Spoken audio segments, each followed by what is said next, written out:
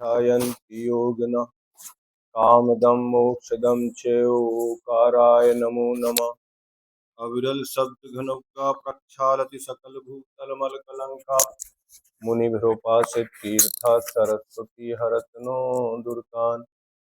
अज्ञानतिमिरान्धकानां ज्ञानाञ्जनशलाकया चक्षुरुन्मीलितमेन तस्मै श्रीगुरुभे नमः। परम गुरुभे नमः परम्पराचार्य गुरुभे नमः। सकलकलशविध्वंसकं श्रेषां परिवर्धकं धर्म संबंधकं भव्यजीवमनः प्रतिबोधकारकं दं शास्त्रं श्री शमयसारजी नामधेयम्। अस्य मूलग्रन्थकर्तारः श्री सर्वज्ञदेवः उत्तरग्रन्थकर्तारः श्री गणधरदेवः प्रतिगणधरदेवः। तेषां वचनोऽनुसारमास श्रीमद् आचार्यप्रवर्षोमि कुन्दकुन्दस्वामिनः विरचितम्। मङ्गलं भगवान् वीरो मङ्गलं गौतमो गणी मङ्गलं कुन्दकुन्दार्यो जैनधर्मोऽस्तु मङ्गलम्। सर्वमङ्गलमाङ्गल्यं सर्वकल्याणकारकं प्रधानं सर्वधर्माणां जैनं जयतु शासनं। वन्दितु सव्यसिद्धे ध्रुवमचलमणोभवं गदिं पत्ते। गोच्छामि समय पाहुड मृणमोऽसुध केवली भणियम्। मैं वंदना कर उन्हें शिव को पधारे जो सिद्ध हैं अतुल अब भय सौख धारे। भाई बही समय सार सुनो सुनाता जो भद्रबाहु श्रुत के बलि ने कहा था। पंच परमेष्टि भगवान की जय। संत श्रोमणी आचार्य गुरुवर श्री विद्यासागर जी महामुनिराज की जय। परम पूज्य आचार्य श्री समय सागर जी महाराज की जय।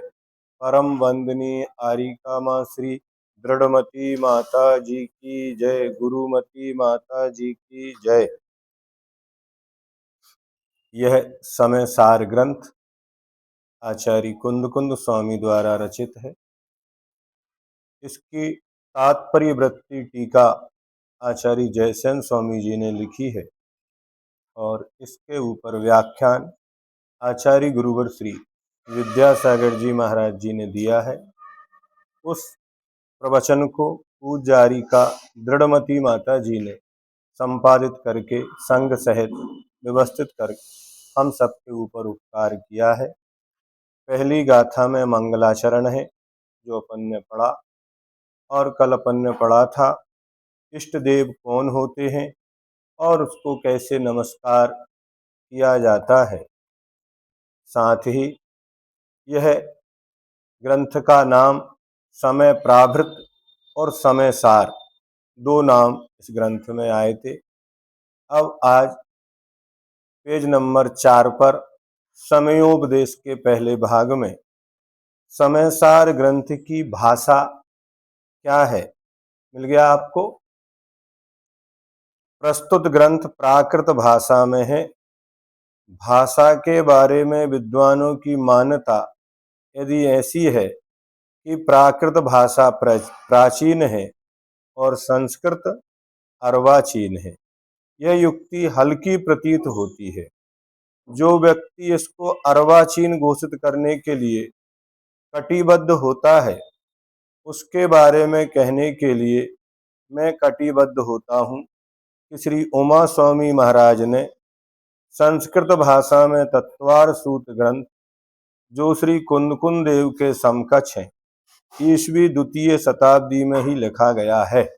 अर्थात जिस काल में कुंदकुंद स्वामी हुए उसी काल में आचार्य उमा स्वामी हुए और कुंदकुंद स्वामी ने प्राकृत भाषा में समय सार लिखा तो उमा स्वामी महाराज ने उसी समय संस्कृत भाषा में तत्वार सूत्र लिखा।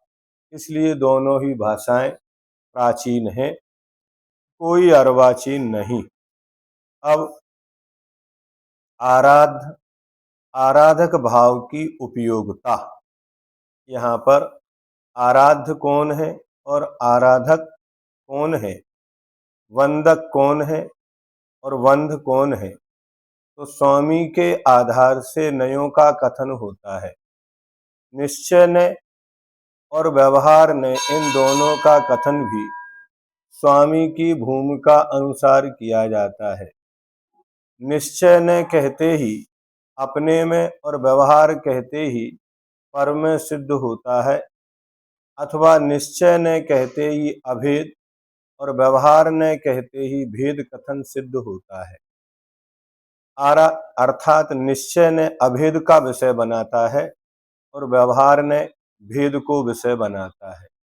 निश्चय ने अपने आप में जानता है और व्यवहार ने पर को विषय बनाता है, पर को जानता है। आराधना दो प्रकार की होती है, व्यवहार आराधना और निश्चय आराधना। भगवान की वचनात्मक स्तुति व्यवहार आराधना है, जो भगवान की अपन स्तुति, भक्तामर स्तोत्र है, सकल गे की विनती है, पूजन है, स्वयंभू स्तोत्र है, आदि आदि जो सब करते हैं वह सब व्यवहार आराधना है। निर्विकल्प समाधि में तन्मय होकर शुद्धात्मा की ध्यानात्मक स्तुति निश्चय आराधना है। कुछ लोग ये समझते हैं कि द्रव्य से पूजन करना व्यवहार आराधना है और बिना द्रव्य के पूजन करना निश्चय आराधना है, तो ऐसा नहीं। जो वचनों से स्तुति की जाती है वह व्यवहार आराधना है, और जब श्रवण निर्विकल्प समाधि में लीन होते हैं तब उनकी जो शुद्धात्मा की ध्यानात्मक स्तुति है वह निश्चय आराधना है। निश्चय ने की भूमिका में जब श्रवण निर्विकल्प समाधि में लीन होते हैं, कौन होते हैं, यहाँ ग्रस्त नहीं लिखा, निश्चय नय की भूमिका में जब श्रवण निर्विकल्प समाधि में लीन होते हैं तब आराधक एवं आराधना तीनों की अभेद स्थिति हो रहती है। क्या, जहाँ ध्यान ध्याता ध्येय को न विकल्प बच भेद, ना जहाँ चिद भाव कर्म चिदेश करता चेतना क्रिया, तहाँ वहाँ तीनों एक हो जाते, तीनों अभिन्न अखिन्न शुद्ध उपयोग की निश्चल दशा, वे तीनों वहाँ अभिन्न अखिन्न, वहाँ कोई भेद नहीं बचता। जबकि व्यवहार नय की भूमिका में आराध्य आराधक और आराधना की भेदमय स्थिति होती है। आचार्य ज्ञान सागर जी महाराज ने भी लिखा है कि छठे गुण स्थान तक व्यवहार आराधना और सातवें गुण स्थान से ध्यानात्मक अवस्था में निश्चय आराधना होती है। मतलब मुनि महाराज भी जब तक छठे गुण स्थान में है तो वह भी व्यवहार आराधना ही करते हैं। जब सातवें गुण स्थान में भी ध्यान की अवस्था में बैठते हैं तब निश्चय आराधना होती है। और आज जो गृहस्थ हैं, जो संपूर्ण परिग्रह के साथ हैं और वो कहते हैं कि हम निश्चय आराधना कर रहे हैं, तो निश्चय आराधना सातवें गुण स्थान से होती है। और गृहस्थों को वस्त्रों के साथ कभी भी सातवां गुण स्थान होता नहीं है।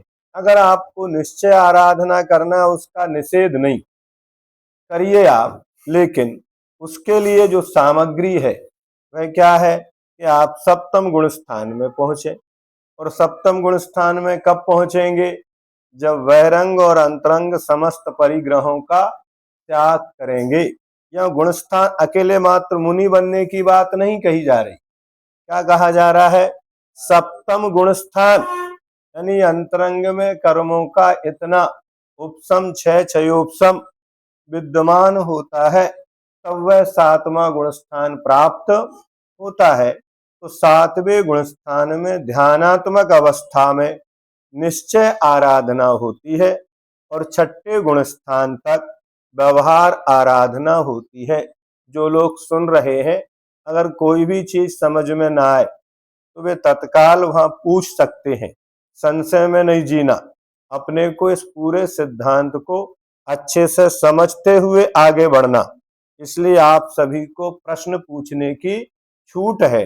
लेकिन एक एक व्यक्ति ही प्रश्न पूछे, एक साथ सभी लोग नहीं बोलेंगे। अपन यहाँ चर्चा रूप में स्वाध्याय कर रहे हैं, जिससे सभी के जो भ्रांत धारणाएं हैं वो खत्म हो।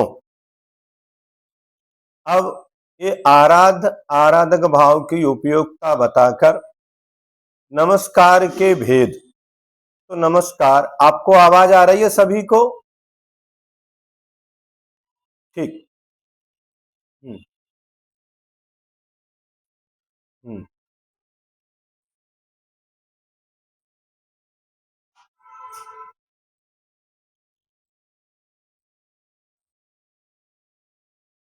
हम्म।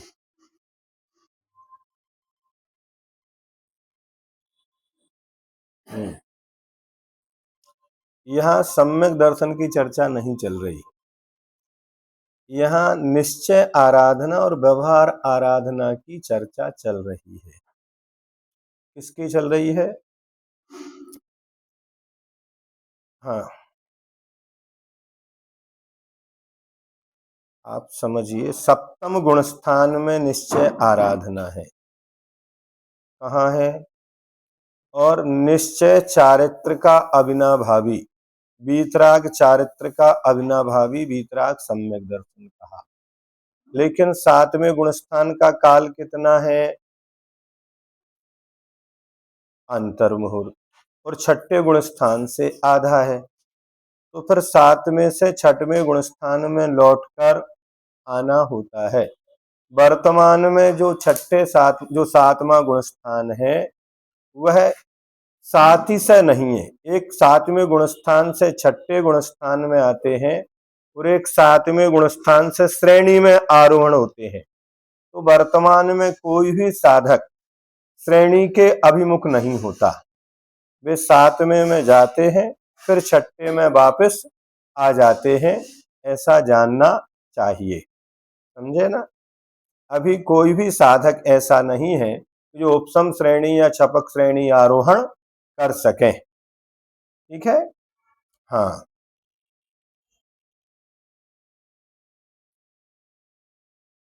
हाँ, ये निश्चय आराधना में जाएंगे। और इससे में भी छठा सातवां गुणस्थान तो आहार करते समय भी है, विहार करते समय भी है, शयन करते समय भी है। तो जिस समय वर्तमान के भी साधक जब ध्यान में बैठेंगे, उस ध्यान की अवस्था में उनकी निश्चय आराधना होगी।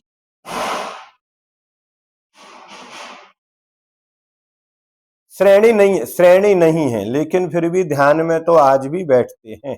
धर्म ध्यान आज भी है। उस धर्म ध्यान के द्वारा आज भी वह जब ध्यान में लीन होते हैं तो उनकी वह आराधना निश्चय आराधना है।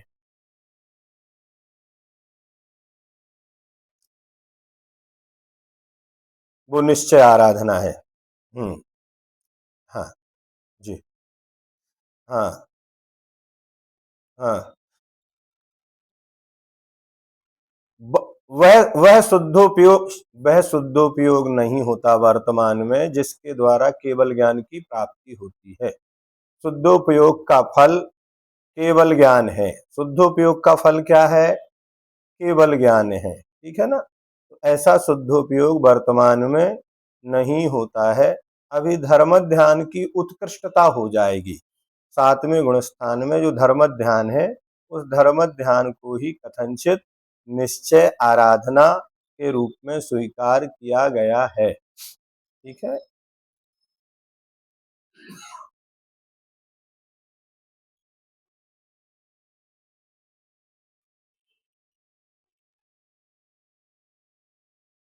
चतुर्थ काल में होता है।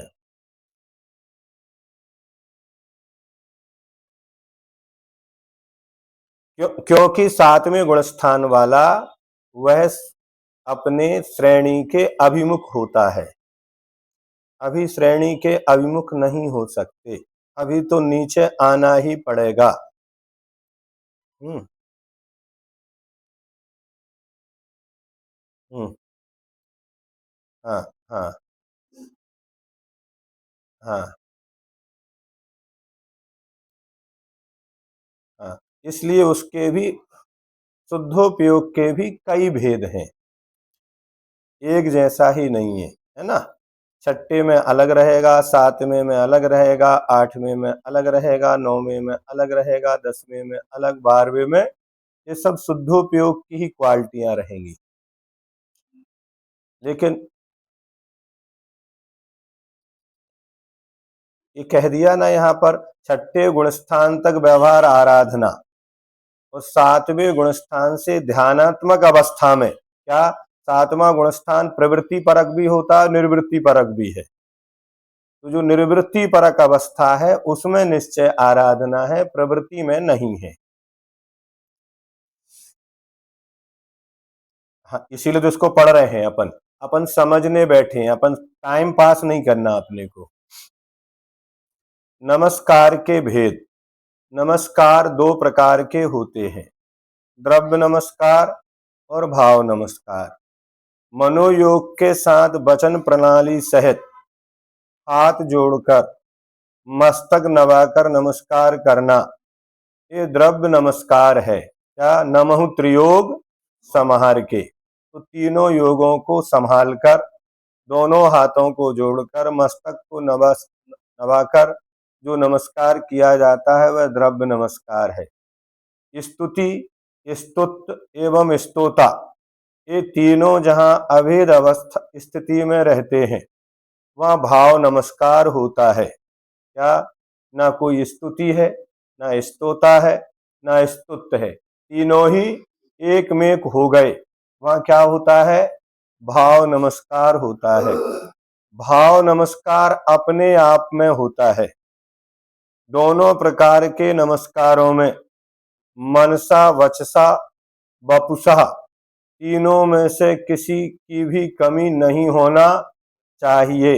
मन का भी उतना ही सहयोग हो, वचन का भी हो और काय का भी। यदि एक की कमी होगी तो आपका वास्तविक नमस्कार नहीं माना जाएगा।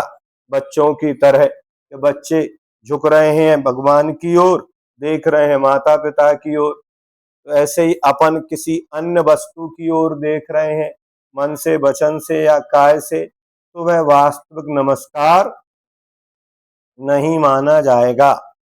आप सभी श्रावक जन पूजन के समय कहते हैं झुका रहा अपना माथा। इसका अर्थ माथा झुकाने से नहीं है, किंतु मनोयोग पूर्वक वचन के साथ माथा झुकाने का भाव है।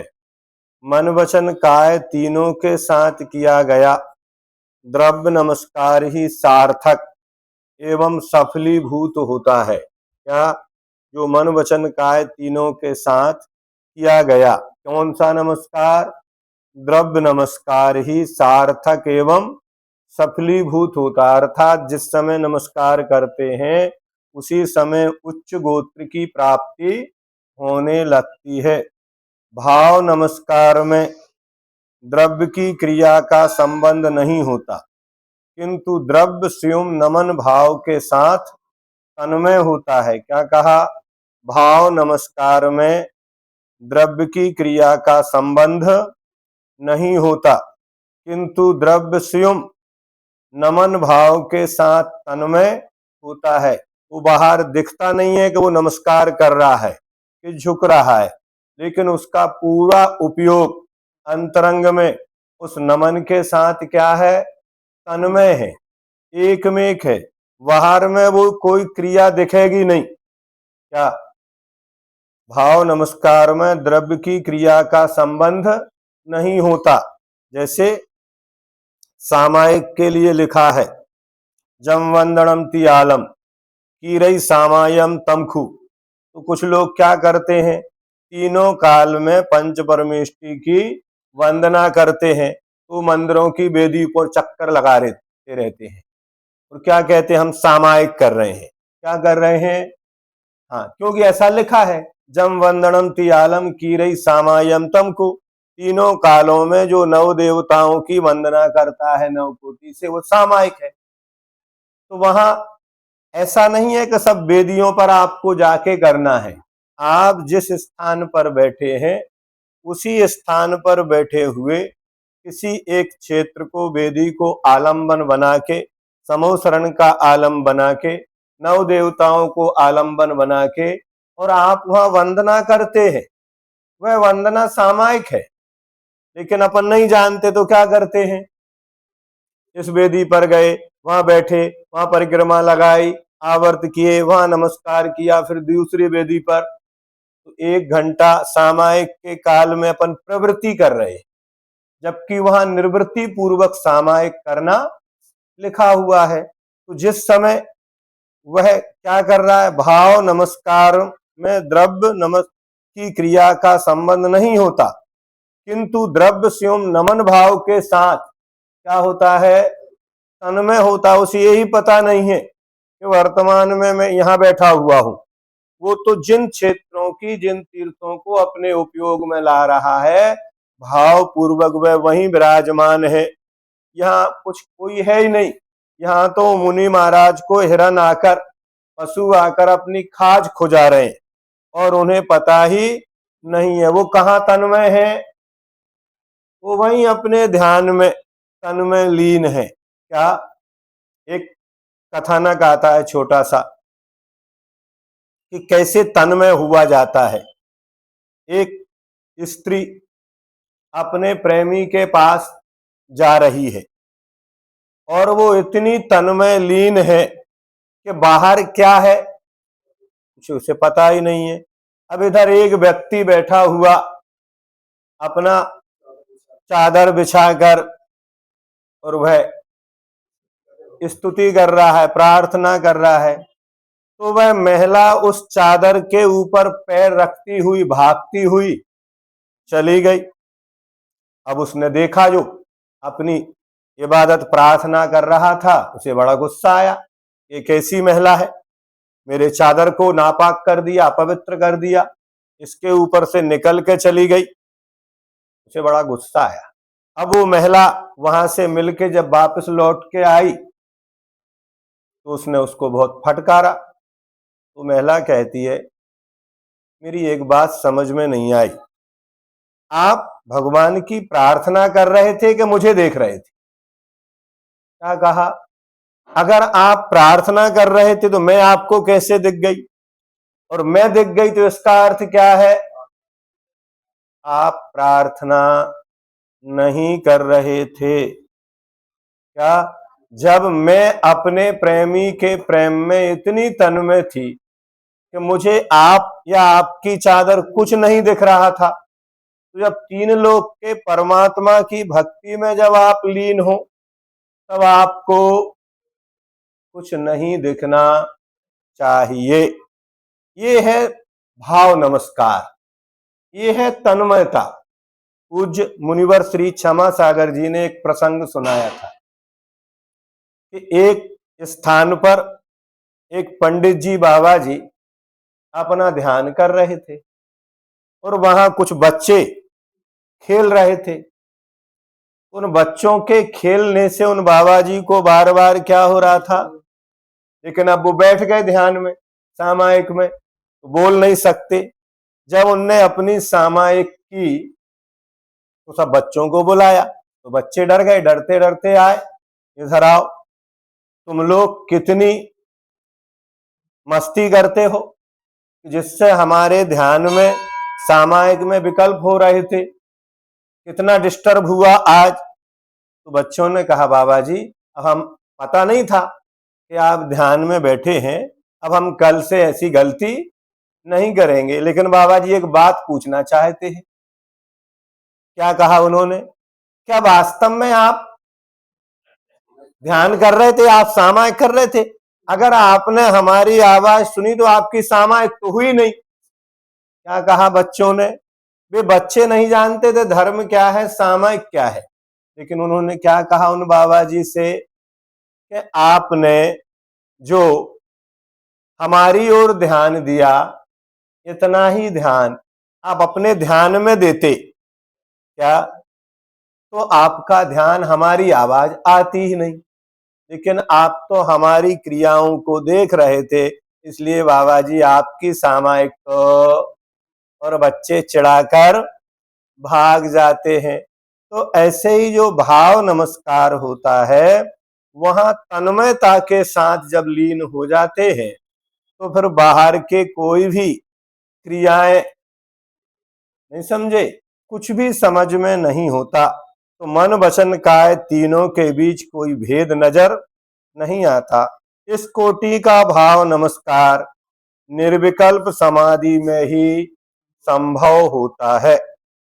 सिद्ध भगवान चूंकि सर्वोच्च पूजनीय अवस्था को प्राप्त हैं, अतः वे कभी किसी को नमस्कार नहीं करते। कौन?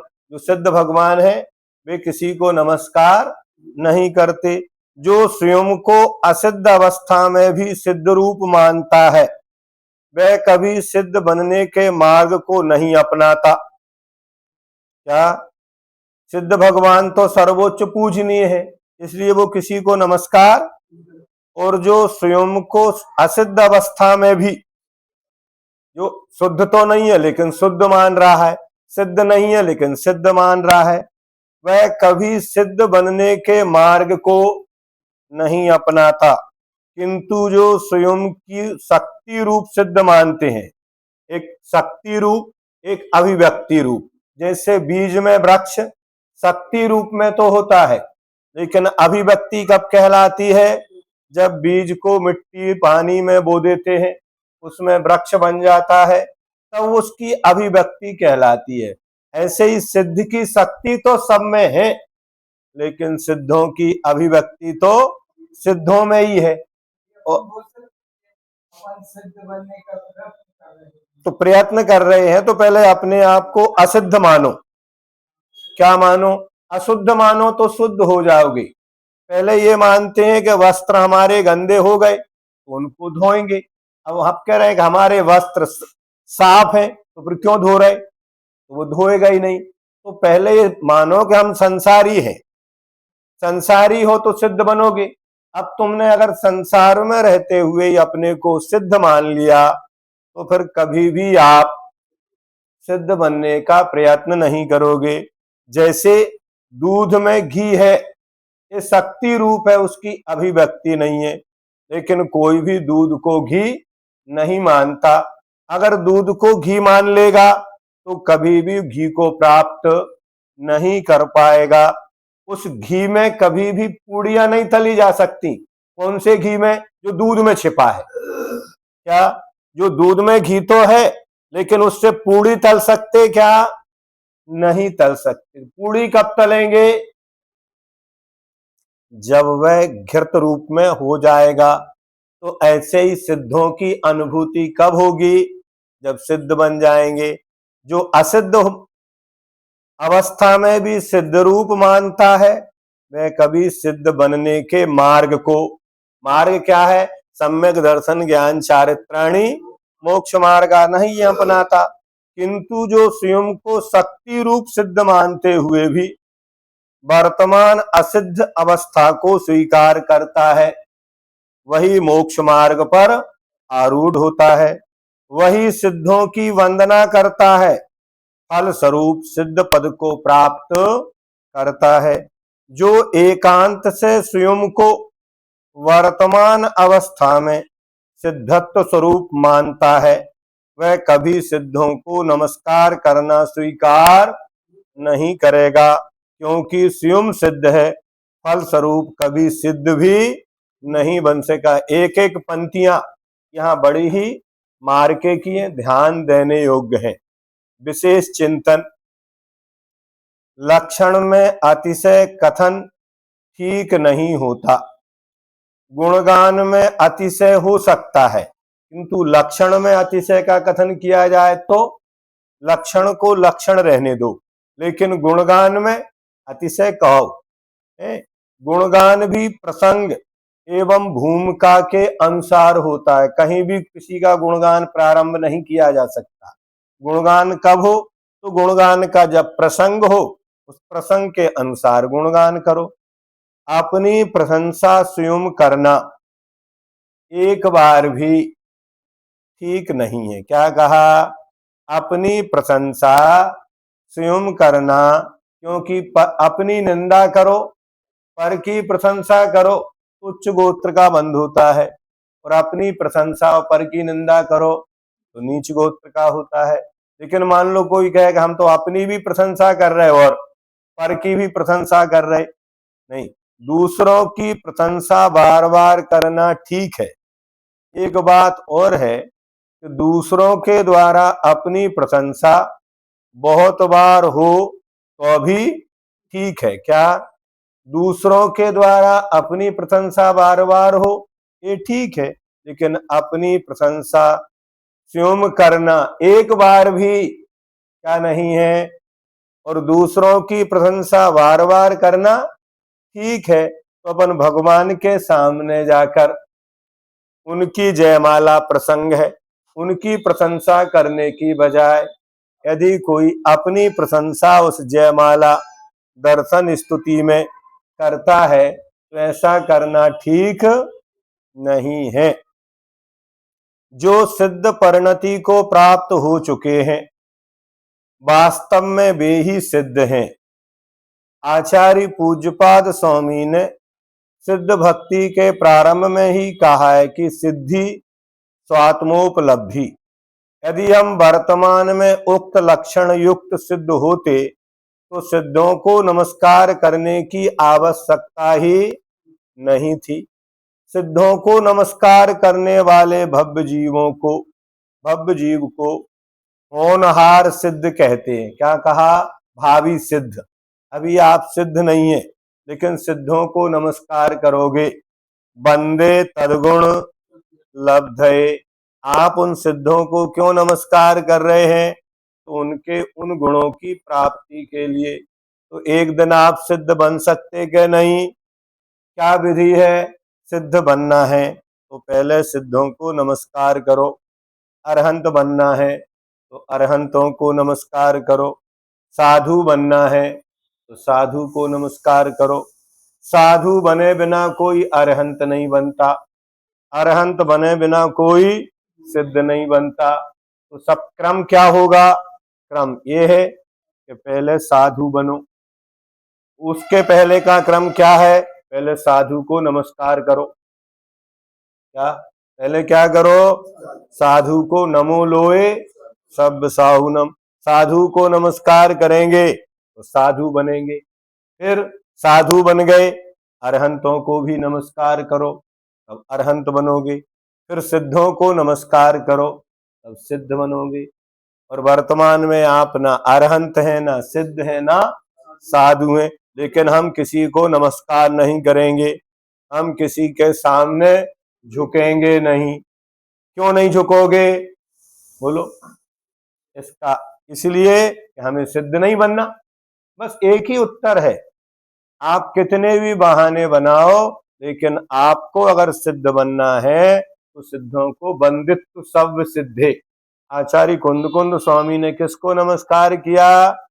वंदित्व सब सिद्धे, सभी सिद्धों को, एक सिद्ध को नहीं।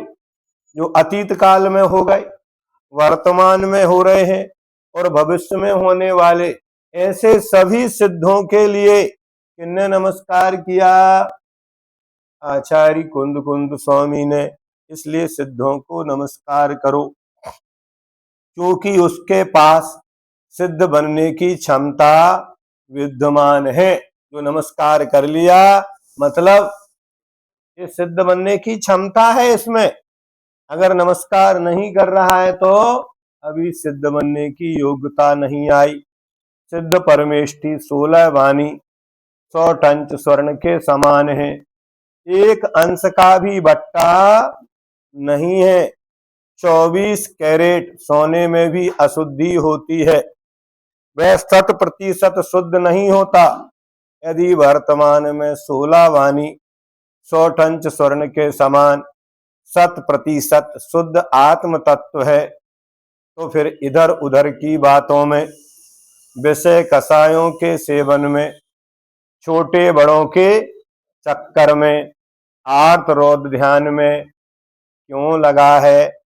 इस अवस्था में रहते हुए भी वर्तमान में अपने आप को सिद्धों की सानी में रखना एक प्रकार का, और वो अपने आप को सबसे बड़ा ज्ञानी और ज्ञान ही उनका संबोधन भी हो गया आजकल तो, ज्ञानी, है ना। तो आचार्य महाराज कह रहे इस अवस्था में रहते हुए भी वर्तमान में अपने आप को, जो मैं हूं सो है भगवान, मैं वह हूं जो है भगवान, ऐसा जो कहना, ये सब एक प्रकार का अज्ञान है, अथवा आगम का सापेक्ष ज्ञान नहीं है। स्वयं को धोखा, ध्यान से सुनो, हम नहीं ले कह रहे, इस ग्रंथ में लिखा हुआ है वही अक्षरशः हम पढ़ रहे हैं। आप लोगों को भी ग्रंथ चाहिए तो हमसे प्राप्त कर लेना, हम सभी को उपलब्ध करा देंगे। दूसरों को भी धोखे में डालना है। आचार्यों का कथन है कि धोखाबाजी को धोकर नष्ट करो। क्या कहा? धोखाबाजी को धोकर नष्ट करो, अन्यथा अवश्य धोखा खाएंगे।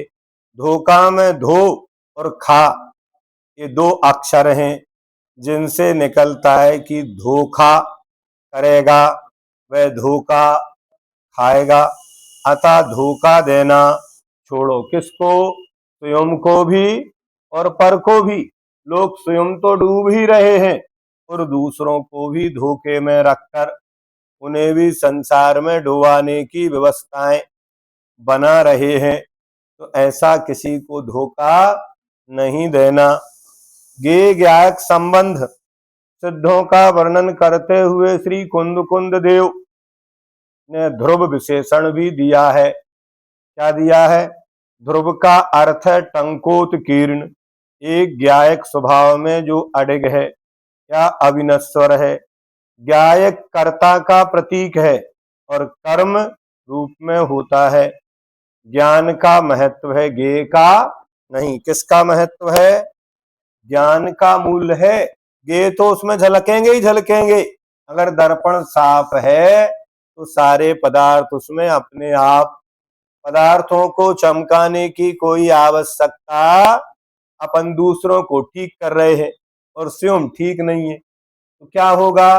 दूसरों के ठीक करने से हमारे अंदर कोई परिवर्तन, आज सब जितने भी लोग हैं पर उपदेश कुशल बहुतेरे, जो आश्रय ते नर न घनेरे, सब दूसरों को ही उपदेश देने में, आज व्हाट्सएप, फेसबुक, इंस्टाग्राम और सोशल मीडिया पर सब दूसरों को सुनाने में, ज्ञान देने में, खुद तो पढ़ते ही नहीं है।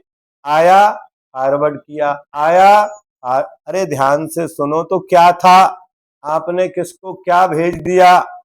कई लोग हैं, कई लोग औषधियों की वो डाल देते हैं, अब उसमें शहद की पोस्ट है, उसको भी जैन लोग दूसरों को फॉरवर्ड कर रहे हैं। तो क्या आप शहद खाने का समर्थन करते हैं क्या? लेकिन पढ़ते ही नहीं और भेज दिया, तो क्या होगा? आपको होने वाली हिंसा का दोष आपको भी लगेगा। भले आप अच्छी चीजें भेज रहे हैं, लेकिन एक बार उनको पढ़ो तो विचार तो करो कि आप किसको क्या परोस रहे हैं, और आपके कृतकार्यता अनुमोदना का दोष आपको उसमें लगा के नहीं लगा। अगर पूरे अमृत के घट में एक बूंद भी जहर पड़ा हो तो वो पूरा का पूरा अमृत क्या हो जाता है? एक बार हमारे एक बाबा जी थे और उन्होंने कहा कि हमें तो लौकी की हलवा बना के खाना है। क्या? सुबह लौकी लाए, उस लौकी को तैयार किया, उस लौकी में उनने दूध डाला, घी डाला, मेवा डाली, शक्कर डाली और 2-3 घंटा उसको बनाने में लगे रहे।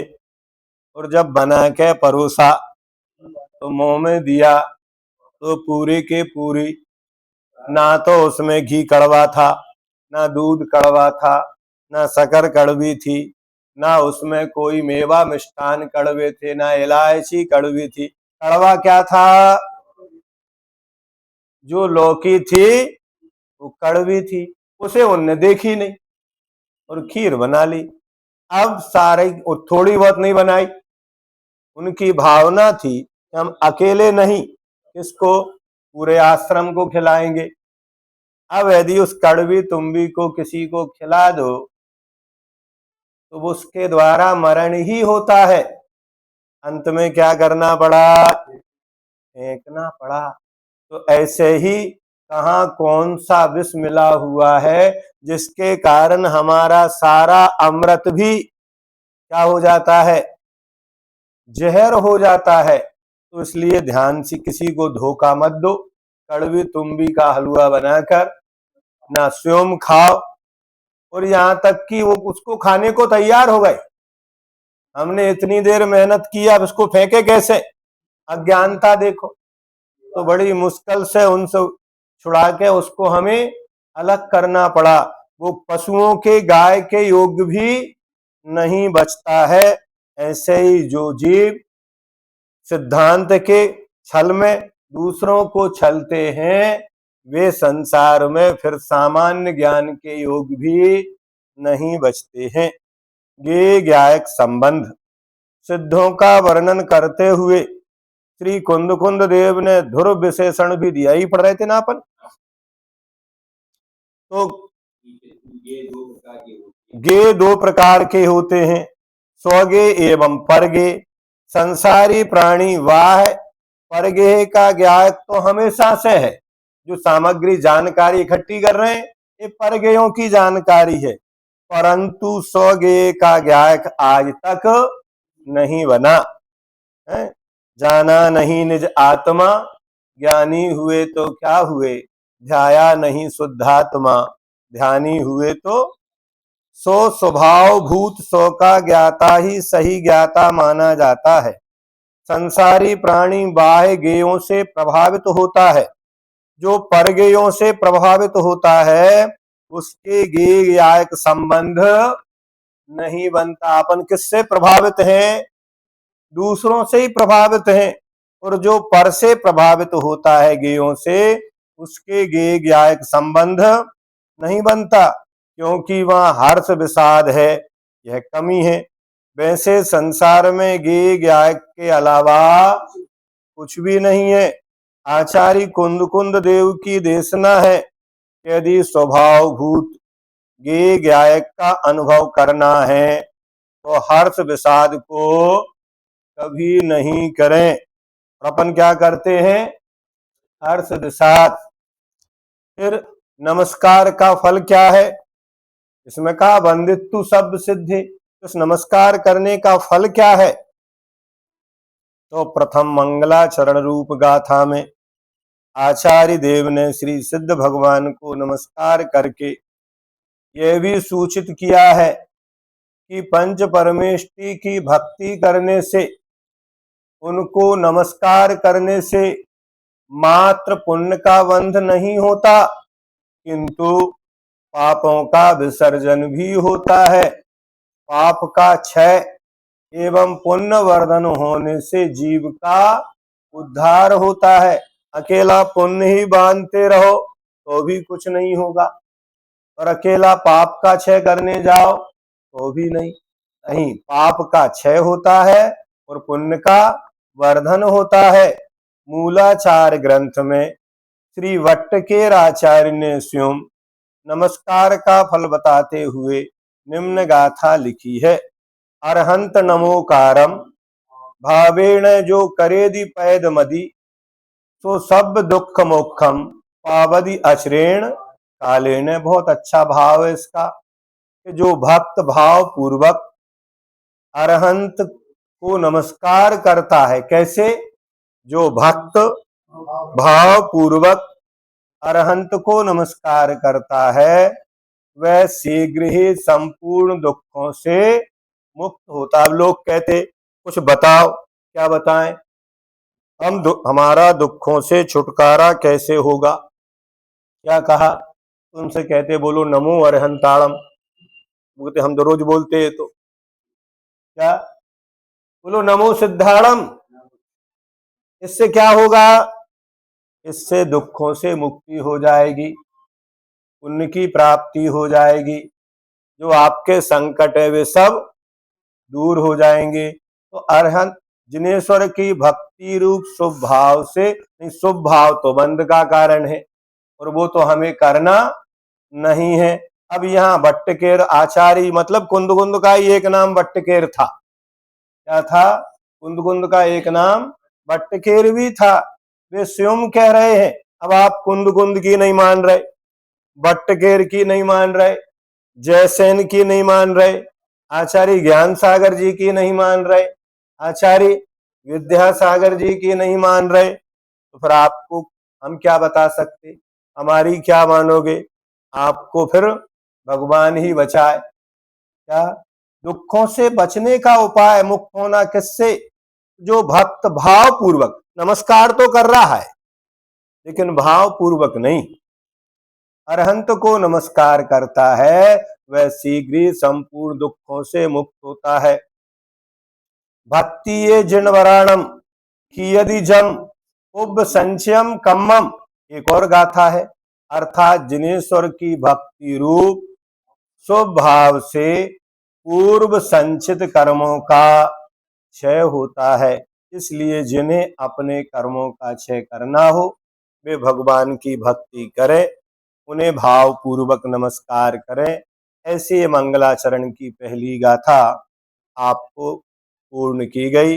अब कल जो दूसरी गाथा आएगी वो मंगलाचरण के उपरांत, उसमें स्व समय एवं पर समय का लक्षण बताया जाएगा। क्योंकि ग्रंथ का नाम समय सार है, तो स्व समय क्या है और पर समय क्या है, ये कल यदि आपके पास पुस्तक रहे तो आप पढ़कर आना, और नहीं है तो आप हमारे साथ इसका स्वाध्याय करना।